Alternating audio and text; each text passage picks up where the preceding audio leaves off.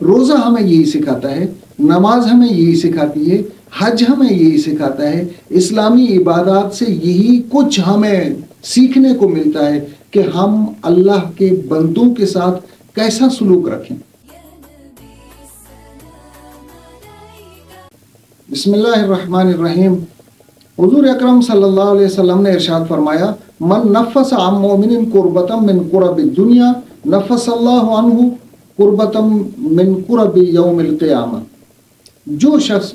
کسی شخص کی مدد کرتا ہے، کسی شخص کی تکلیف دور کرتا ہے، کسی شخص کی پریشانی میں اس کا ساتھ دیتا ہے، اس کی کسی تکلیف کو دور کرنے کا سبب بنتا ہے، اللہ تبارک و تعالیٰ قیامت کے دن اس کی کسی تکلیف کو ہٹا دے گا۔ ایک اور حدیث کے الفاظ ہیں، من یسر علی معسر یسر اللہ فی الدنیا والآخرہ۔ جو شخص کسی دوسرے شخص کے لیے آسانی پیدا کرتا ہے، اللہ تبارک و تعالیٰ قیامت کے دن اس کے لیے آسانی پیدا کر دے گا، قیامت کے دن بھی اور اس دنیا میں بھی۔ یہ اس نیکی کا بدلہ ہے، اس نیکی کا انعام ہے۔ جب معاشرے پر ہم غور کرتے ہیں، ہماری معاشرتی زندگی میں بہت سارے مسائل ہوتے ہیں۔ ان مسائل کا تعلق مال کے ساتھ ہوتا ہے،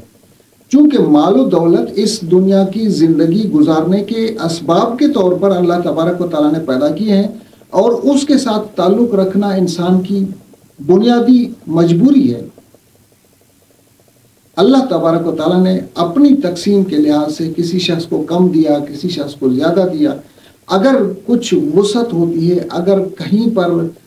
کچھ طاقت ہوتی ہے، تو دوسرے کی مدد کرنا انسانیت کا فرض ہے، انسان کا بھی فرض ہے اور انسانیت کا بھی فرض ہے۔ یہ اخلاقی طور پر دوسرے کی مدد کرنا ہمارا فرض بنتا ہے، ہماری ذمہ داری بنتی ہے۔ جو شخص مالی طور پر کمزور ہے،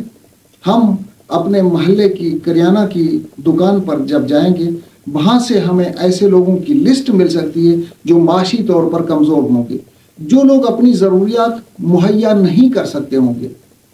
دن بھر کمانے کے بعد اپنی تمام تر صلاحیتیں صرف کرنے کے باوجود وہ اس قابل نہیں ہوتا کہ وہ اپنے گھر کی ضروریات پوری کر سکے، اپنے بچوں کی روزی روٹی پوری کر سکے، اپنے بچوں کی بیماری سیماری کے لیے دوائی مہیا کر سکے۔ ایسے لوگ پھر ادھار لیتے ہیں اور وہ لوگوں سے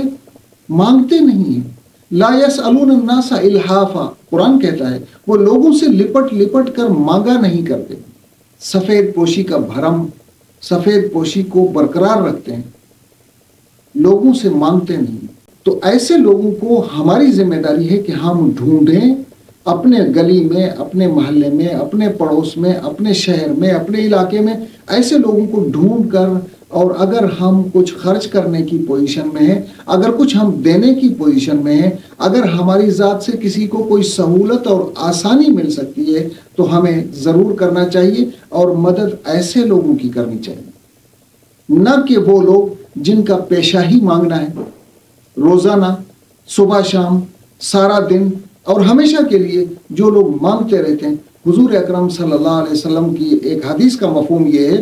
کہ جو شخص مانگتا رہتا ہے تو قیامت کے دن وہ ایسا اٹھے گا کہ اس کے چہرے پر گوشت نہیں ہوگا، اس کا چہرہ ناقابل شناخت ہوگا۔ یہ ہماری اخلاقی ذمہ داری، یہ ہماری دینی ذمہ داری، یہ ہماری انسانی ذمہ داری کہ ہم جس بھی پوزیشن پر ہیں، جتنا کچھ بھی ہم خرچ کر سکتے ہیں، ہم اللہ کی مخلوق کے لیے آسانی پیدا کرنے کا سبب بنیں۔ ہم دوسرے لوگوں کی دکھ کو، درد کو، تکلیف کو سمجھیں، اور پھر جتنا کچھ اللہ تبارک و تعالیٰ نے دیا ہے اس میں سے خرچ کریں۔ سورۃ البقرہ کی جب ہم تلاوت کرتے ہیں، ابتدائی آیات میں اللہ تبارک و تعالیٰ نے فرمایا وَمِمَّا رَزَقْنَاهُمْ يُنْفِقُونَ، جو کچھ ہم نے انہیں دیا ہے اس میں سے خرچ کرتے ہیں۔ پورے قرآن مجید میں کہیں بھی اللہ تبارک و تعالیٰ نے مال جمع کرنے کا نہیں ذکر کیا، بلکہ مال جمع کرنا، گن گن رکھنے کو اللہ تبارک و تعالیٰ نے قابل سزا بتایا ہے۔ جمع مالا وعددا،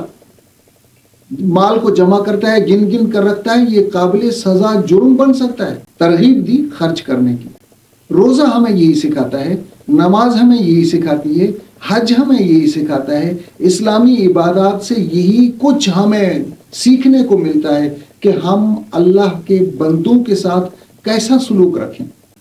بندوں کے ساتھ ہمارا رویہ کیسا ہونا چاہیے، بندوں کے ساتھ ہمارا سلوک کیسا ہونا چاہیے۔ اگر کہیں مالی پوزیشن ہے، اس مالی پوزیشن کا استعمال یہ ہے کہ اللہ کی مخلوق پر حتی الوسع ہم صرف کریں، ہم خرچ کریں، کسی شخص کو اس کی تنگ دستی سے نجات دلانے کا سبب بنے۔ اس کی دوسری کیفیت یہ ہو سکتی ہے کہ اگر ہم کسی دوسرے شخص کی کسی مصیبت کو، کسی تکلیف کو، کسی اذیت کو اگر کم کرنا چاہتے ہیں، مالی طور پر نہیں کر سکتے ہیں، جسمانی طور پر کسی کے ساتھ مدد کر سکتے ہیں، کسی کا ہاتھ پکڑا، اس کو روڈ پار کرا دیا، اس کے ساتھ ہمدردی کر دی، وہ دیکھ نہیں سکتا ہے، کوئی معذور ہے، اس معذور کے ساتھ کچھ مدد کر لی، اور اگر کچھ بھی نہیں کر سکتے تو کم از کم زبان تو اچھی استعمال کر سکتے ہیں۔ اللہ کی مخلوق کو اس زبان سے تو تکلیف نہیں دے۔ حضور اکرم صلی اللہ علیہ وسلم نے فرمایا، المسلم من سلم المسلمون من لسانہ و یدہ، مسلمان وہ شخص ہے جس کی زبان سے اور جس کے ہاتھ سے دوسرے مسلمان محفوظ رہیں، کسی کو اذیت نہ دے، کسی کو تکلیف نہ دے، بلکہ دوسروں کے دکھ، اذیت اور تکلیف کو خود محسوس کرے اور خود ان کی مدد میں لگا رہے۔